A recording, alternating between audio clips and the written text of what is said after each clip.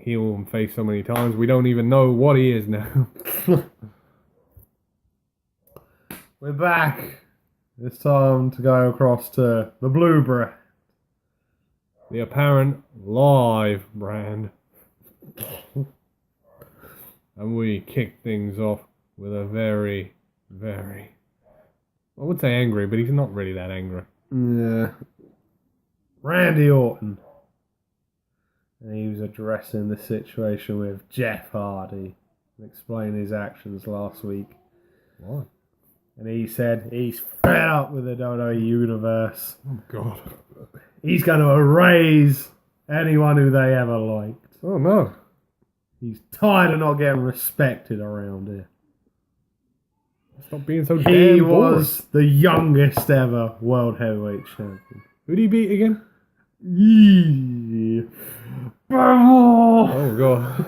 Oh, where did that come from? I don't know. No, we all know really he beat that great defending champion, Vacant. Vacant, he's won a lot of titles. Yes, he sure has. Yeah, so Randy said he's had enough.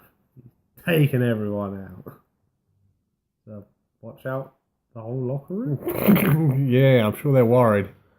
The bit I did like, just as he was about to leave, and he said the three devastating letters. Okay. The crowd started chanting it with him, and he just dropped the microphone. Like, no. Walked off. You're not getting it. You're not getting it. See, they don't do this enough. I like it when they go off in the crowd. Yeah. So it's alright, we got some tag team action to kick off the show. Who we got? We got some women's tag team action. Wonderful. For no reason whatsoever, we've got Carmella on commentary. Yeah, I'm with that. And we've got the Queen. Woo! And the Irish lass kicker. Becky Lynch. She's alright. Facing off against the Iconics. Okay, well this is only going one way. Now, I love this, and I do have to point this out to my wife earlier when we was watching it. You know, when they come back, they have a little bit of information, then they sort of put like career highlights saying there. Yeah, they do. Well, you have the Iconics, and I thought, well, what are they going to put there for their career highlights? Both from Sydney, Australia, and they both went to the same high school. Wow, that's some good highlights on there. You could at least blag it up a bit or whatever. Oh, I don't know. The first Australian females to compete in WWE or something, maybe. Yeah, the other two had like much better, because Charlotte's one said something like 6 times women's champion. Becky said first ever Smackdown women's champion. You were like, this is only going one way, people. Yep. And it did go one way. Because we had Billy Cat. Oh, no. It was Payne Royce. Oh, no. Tapping to the disarmer. No, she didn't. It got broken up. I can't remember. It was actually Charlotte that picked up the win. With the figure 8. And I wish she'd do it to me. Oh, God. Because she looked mighty fine on today's episode. Oh, dear Mighty Lord. Oh, dear. Always dropping the tone. Damn it. It could be worse. So, and after that, we had a champ that runs the camp. Oh, he's back. AJ's back, even though he was in a match or fair on last week's SmackDown. You're not supposed to know that. AJ was back, and he had a message to send to an angry Samoan by the name of Joe. Yeah, and he was watching on a monitor in the back. Not looking particularly happy. He never does. Yeah. This was a great promo by AJ. He was like, yeah, SummerSlam, I'm taking you down. Yeah, and he sort of touched on the past. Okay. They both knew one another before they came to WWE. Yeah, you thought, was he going to mention it? Would they let him get away with it on live TV? But the real question we want to know, what happened to the ninjas? How did he escape from the ninjas? How did a transit van get past security? Oh dear Lord. No, it was the Nation of Violence. They kidnapped him.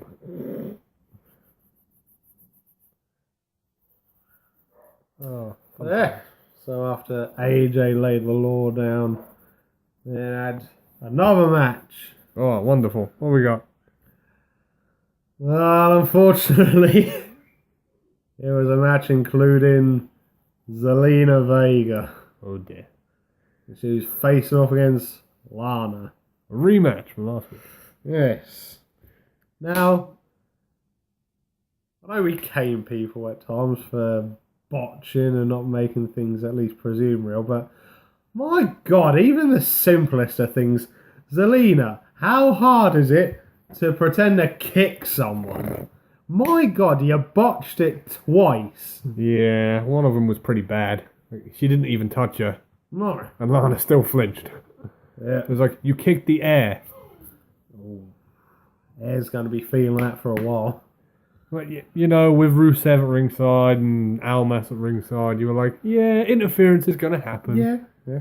And it did. Mm-hmm. That was the other one. Because Rusev took out Almas, and then Zelina Vega decided to get involved, and she kicked Rusev literally to the side of the head.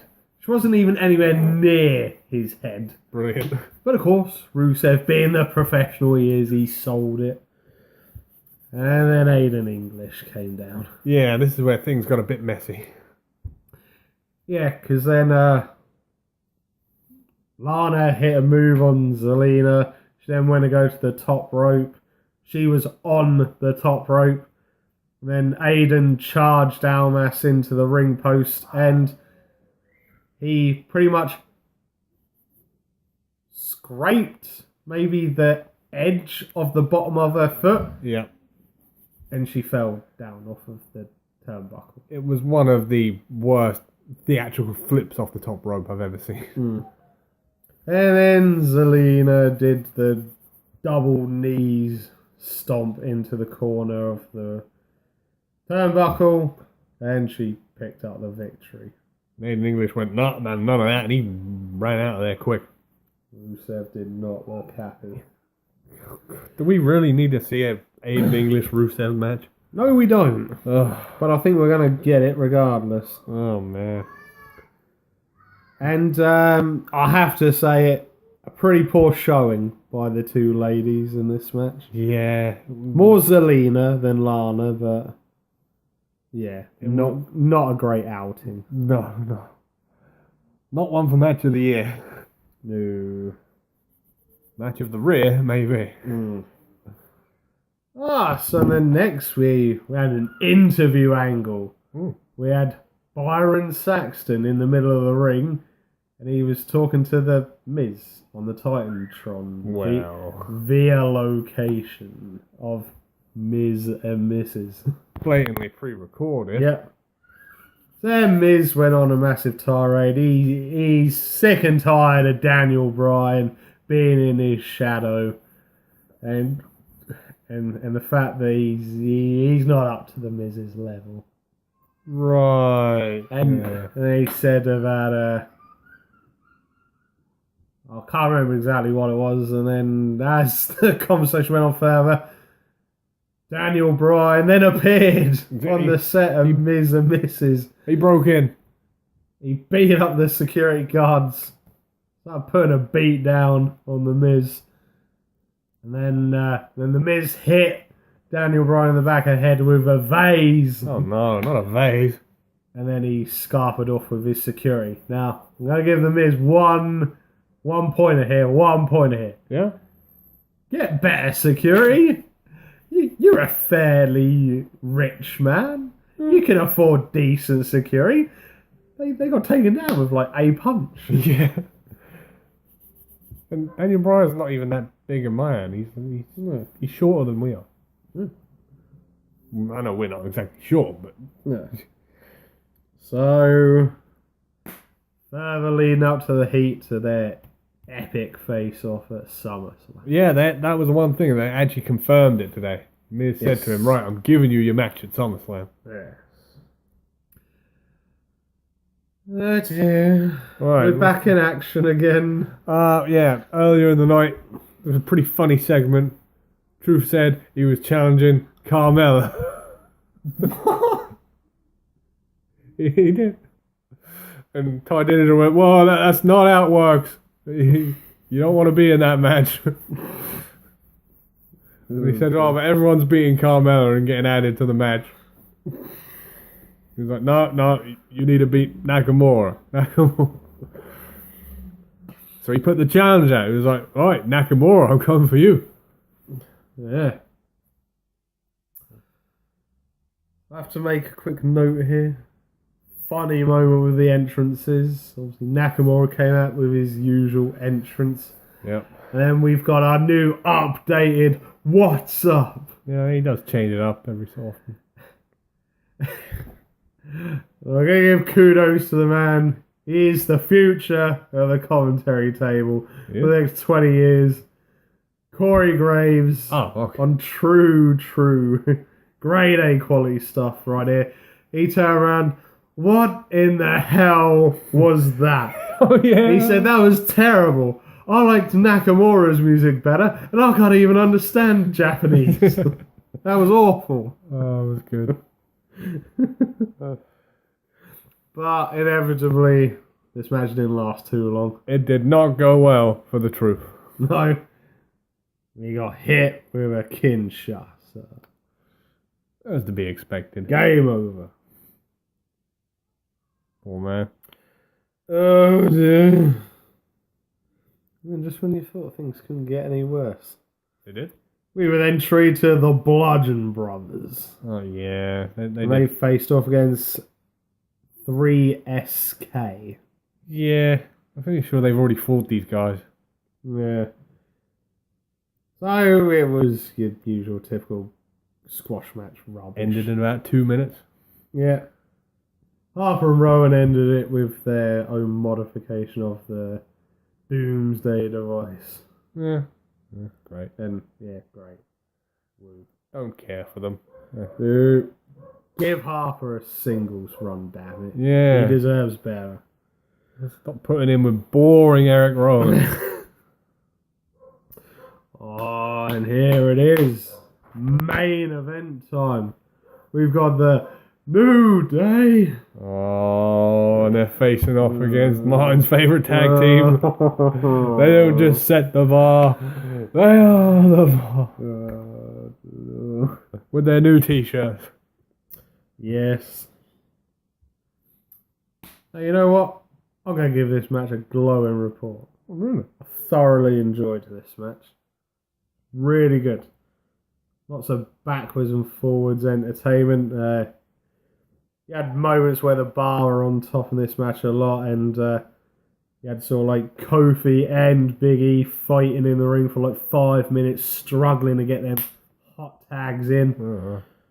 And we got a close pinfall that 3/4 way through the match. We had Kofi hitting the SOS Oh, God. on Sheamus, but Cesaro stopped the pinfall. And then we had a couple of close pinfalls with the bar. They hit like their sidewalk slam and sort of choke slam off the top rope combo. Yeah, that's a good move. And they also, and that got like a 2 3/4 pinfall. And then they did another one where they done a double backbreaker onto the knees. Ow. But in the end, despite all their hard trying, it wasn't enough. In the end, Sheamus got taken out. Cesaro got hit with Billy Idol's favourite time of the day. Oh, no. The midnight hour. And the New Day are going on to fight the Bludgeon Brothers at SummerSlam. They were busy in the ring celebrating. Cut to the back of the bottom tier of seating, and in one of the corners, The Bludgeon Brothers were there with their stupid hammers, watching on as the New Day celebrated. And they just wandered off back into the arena. Well, yeah, they're probably like, we've already done this fight. And that was how we ended Smackdown. Oh, wow. Well, at least tag teams are getting the spot. Yeah, We just need some better tag teams. Woo! I'm sorry, but come on, the Bludgeon Brothers? Really? Ugh. Yeah. I was over them before they were even a thing. This match just screams pre-show, man. I hate to say it, but it just does. Yeah, fair enough. Well, whatever. That's going to about wrap things up for this SmackDown. Yes. We're saving ourselves for our insanely busy week next week. Yep. Not only have we got Raw and SmackDown, we've also got TakeOver and SummerSlam to preview. Depending on our time schedules, you might even get another secret episode. Ooh, I love a secret episode. But that's going to do it for this edition. From your hosts, the Master of the Brain Damage, Martin. and the one and only Sam H. We will see you again for the next one. And are the New Day ready for the bludgeoning?